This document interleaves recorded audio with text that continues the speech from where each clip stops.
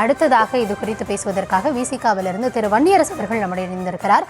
வணக்கம் திரு வன்னியரசு. அதாவது திருமாவர்கள் தெரிவித்த கருத்து, அதனை தொடர்ந்து அதிமுக தரப்புல இருந்து திமுக கூட்டணியில நீங்க இருக்கீங்க, ஆனா அதிமுக மேல உங்களுக்கு என்ன அவ்வளவு ஒரு கரிசனம், அவ்வளவு என்ன ஒரு அக்கறை, அதை நாங்க பாத்துக்கிறோம் அப்படின்ற மாதிரியான கருத்துக்களை அவங்க பகிர்ந்து கொள்றாங்க. உண்மையிலேயே அவங்க கேட்கிற மாதிரி திமுக கூட்டணியில அவர்கள் கூட்டணி விவகாரங்களை அவர்கள் கவனித்துக் கொள்ள வேண்டியதுதானே? எதற்கு அதிமுக பாஜக கூட்டணி, அதிமுக பலவீனப்பட்டுவிடும், ஏன் அதை நீங்க சொல்றீங்க அப்படின்ற ஒரு கேள்வி எழுத, எதனால இது போன்ற கருத்துகள்? வணக்கம்ங்க. நாங்க கூட்டணிக்குள்ள தலையிடல. அவங்க யாரு கூட கூட்டணி வைக்கிறது அப்படிங்கிறது அவங்களுடைய முடிவு, அதுக்குள்ள நம்ம போகல.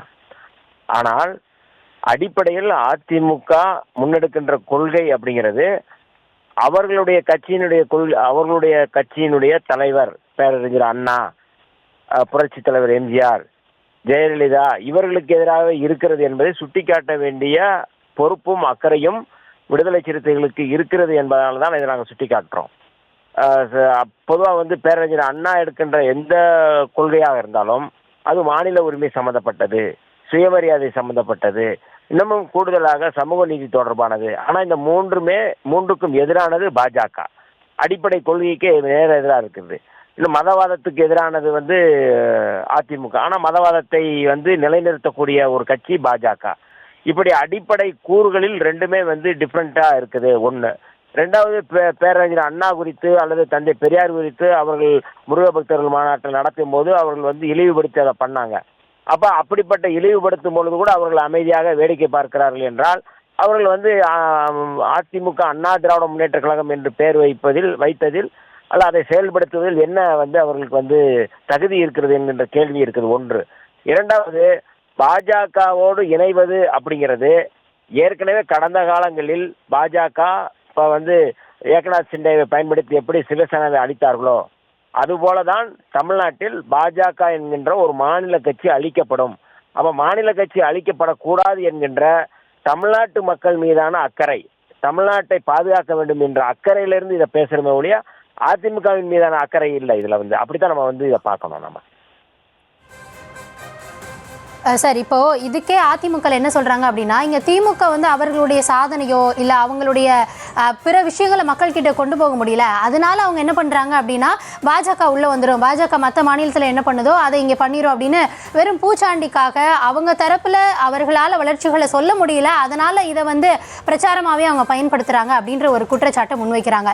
இன்னொரு விஷயம் என்ன சொல்றாங்க அப்படின்னா, பாஜக அதிமுகவை தின்றுன்றதை தாண்டி திமுக தான் விசிகாவை தின்று கொண்டு இருக்கிறது அப்படின்ற குற்றச்சாட்டு அதிமுக தரப்புல இருந்து சொல்றாங்க. இல்ல, இது ஒரு எதிர்கருத்து ஏதாவது சொல்லணும் அப்படிங்கிற அடிப்படையில் தான் அவங்க சொல்றாங்க அதிமுக. ஆனால் விடுதலை சிறுத்தைகள் அப்படிங்கிற ஒரு அமைப்பு ஒரு தனி இயக்கம். இந்த இயக்கம் காற்றாற்று வெள்ளத்தில் கரைந்து போகின்ற இயக்கம் அல்ல. இந்த இயக்கம் காற்றாற்று வெள்ளத்தையே திசை திருப்பக்கூடிய வலிமை வாய்ந்த கொள்கை கோட்பாடுள்ள ஒரு இயக்கம். அதனால இது அவங்க சொல்றது அப்படிங்கிறது இதை யாருமே ஏற்றுக்கொள்ள மாட்டார்கள். ஏன்னா இன்னைக்கு திசைவழி போக்கை தமிழ்நாட்டினுடைய அரசியல் மட்டுமல்ல இந்தியாவுடைய திசைவழி போக்கையே திசை திருப்பி கொண்டிருக்கின்ற ஒரு இயக்கம் விடுதலை சிறுத்தைகள். ஒரு தலைவர் எழுச்சி தமிழர் தொல்காப்பியன் திருமாவளவன் அவர்கள். அதனால அவங்க சொல்றது அவர்களே ஏற்றுக்கொள்ள மாட்டார்கள். ஒன்று. இரண்டாவது, அதிமுக மீதான குற்றச்சாட்டு அப்படிங்கிறது திமுக அவங்க கொள்கையை சொல்லலை, அவங்க செயல் திட்டத்தை சொல்லலை அப்படிங்கிறது அவங்க பதில் சொல்லிக்கிடுவாங்க. ஆனால் பாரதிய ஜனதா கட்சி அப்படிங்கிறது மற்ற சராசரி அரசியல் கட்சி போன்றதல்ல. அது முழுக்க சனாதனத்தை, குறிப்பாக ஒரே நாடு ஒரே தேர்தலை இந்து ராஷ்டிரத்தை படைப்பதற்காக அவர்கள் முயற்சி செய்கிறாங்க.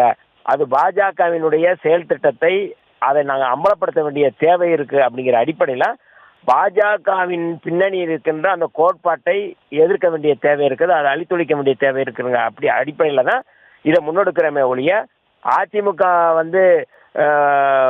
பாஜக அந்த முரண்பாட்டை நாங்கள் கூர்மைப்படுத்தணும் அப்படிங்கிறது எங்களுக்கு விருப்பம் இல்லை. ஏற்கனவே அவங்க அந்த பிரிவு அந்த பிளவு இப்போ கூர்மையாக தான் இருக்குது. தேர்தலுக்கு முன்னாடியே அது ரெண்டு பேரும் விலகுறதுக்கு தான் வாய்ப்பு இருக்கே ஒழிய கட்டாயம் சேர்வதற்கு வாய்ப்பில்லை அப்படிங்கிறதை நாங்கள் இந்த நேரத்தில் சொல்கிறேன். நான் நன்றி திரு வன்னியரசு. இந்த தருணத்தில் இணைப்பில் உங்கள் தரப்பு பார்வையை பகிர்ந்து கொண்டமைக்கு மிக்க நன்றி. நன்றிங்க.